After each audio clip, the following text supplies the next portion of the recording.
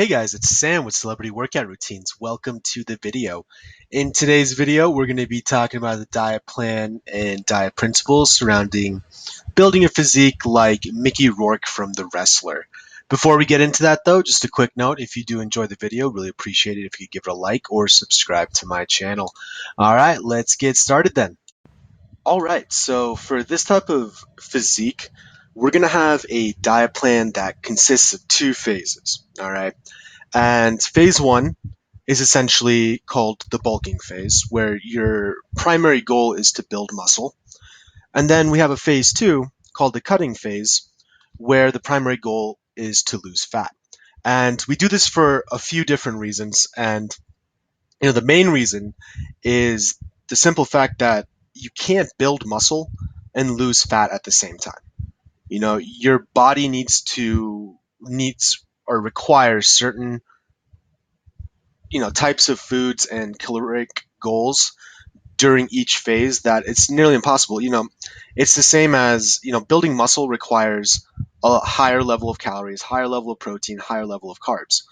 Where on the inverse side, losing fat requires high protein to maintain that muscle mass, but you need to drop the calories. So, being able to target between muscle and fat and going back and forth is what's going to give us this type of cyclical workout scheme. And you might need to go through a few of these rotations before you get to your ideal physique. But the main thing to take away here is the fact that we do need to split this into two phases, and we shouldn't have those goals overlapping. If you're focused on building muscle, don't really worry about, gaining any fat at that point. Like, it's going to happen. Like, when you're building muscle, you will gain fat as well.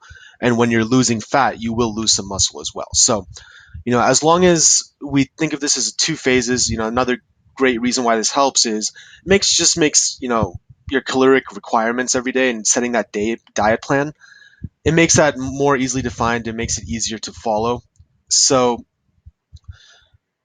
we really need to, at this point, we really need to focus on which phase do you want to be in based on how you look and how you perceive you look and how long you want to stay in each phase. So that's up to everyone. Usually I recommend a 1-to-1 ratio. So, if you do 1 month of building muscle or you're in phase one, then try to follow that up with another month of phase two. There's others that try to go 3 months with phase one and then 3 months with phase two, or they just find that their body puts on muscle a lot easier than it loses fat. So they make their ratio, skewed into the cutting phase. So they'll do 1 month of building muscle and then 2 months of losing fat. That's kind of a personal thing depending on your actual body and your requirements and what you want to look like. So remember that this isn't set in stone. This is just more of a high level approach that you can kind of customize based on your own particular needs.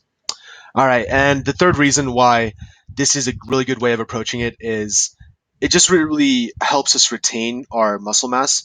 When you are in that cutting phase, you don't want to lose muscle. It takes a lot of energy and a lot of time and a lot of time pumping iron in the gym to build that muscle. So once you put on a pound of muscle, you want to do everything you can to kind of retain that.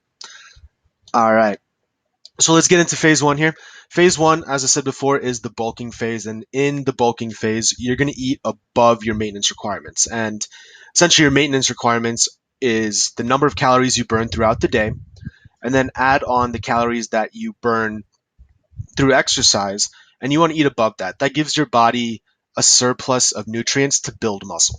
All right. And the way we're really going to do this is we're going to have a high protein and high carb diet. Hitting the gym hard at this point, it's going to require a lot of energy. So you're going to need the carbs.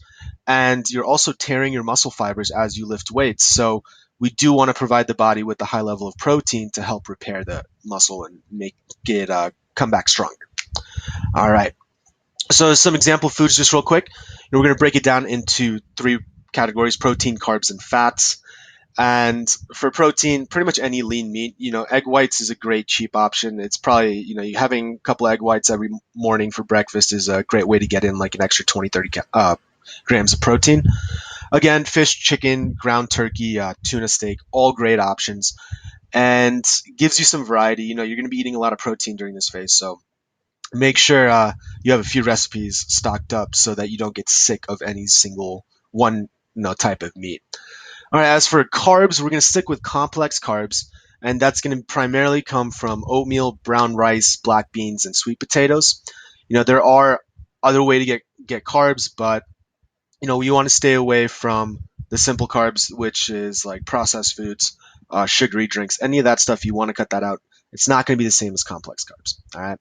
So, and the third category for fats, this is kind of up to you based on your own personal taste, but some great options are flaxseed oil, almonds, a lot of different types of nuts. Almonds are my personal favorite, so I included them in this list. Olive oil and some peanut butter. So, making different combinations of all these types of foods should keep you, hopefully, from getting too bored with any specific type of meal. All right, and then when we switch into phase two for the cutting or the losing the fat, when you switch into phase two at this point, you've hopefully gone through a few months of bulking. You've noticed that your strength on your lifts is going up. Aesthetically, you're a bigger guy now. You have that foundation of muscle underneath. It's just not showing up since you did gain some fat as well. So once you feel as though you have put on enough size, you switch back to phase two or switch to phase two. And at this point, you're going to flip your diet over. So rather than eating above what was required every day to gain weight, you're going to eat below now. And this is kind of when a lot of people, this is the harder aspect of dieting is eating below your maintenance requirements. All right. And as for the actual foods you're going to eat, you can eat the exact same type of foods, but you're going to restrict carbs at this point. All right. You're going to stick to high protein. And the reason we still stick with protein is that you work so hard to gain that muscle. So you do want to keep fueling your body with protein so that during workouts you are retaining as much muscle mass as you can. So the low carbs is the hard part. Our Western diet is really geared towards carbohydrates. So at this point, the easiest kind of way to do this is just carb cycling. And I split it up on a work week basis. You can do this depending on your own schedule. You can have your high carb and low carb days on different days or whenever you want, whichever is easiest for you. But essentially, what it comes down to is you're going to have a long stretch of low carb days, and then you'll have a refeed period over the weekend on this example. And during the low carb days, you're going to eat around 50 to 100 grams. You can always go lower than 50. It's just really, really tough. And, a good place to start is 50 to 100 grams of carbs. And then on your high carb days, pretty much eat anything over 100 carbs. Eat whatever you want with, obviously keep in mind that you're not going to go drink like 2 liters of soda. But if you're sticking to high complex carbs, on your high carbs days, you can have some sandwiches, even toss a pizza on there if you're really craving it, and kind of get those cravings out of the way. So when you go back to your low carb days, you're really sticking to it, and it keeps your motivation high, and it kind of gets those cravings out of the way and lets you think about it for the long run. You know, Carb cycling is a more sustainable way of doing a low carb diet than just staying low carb for 2 months at a time.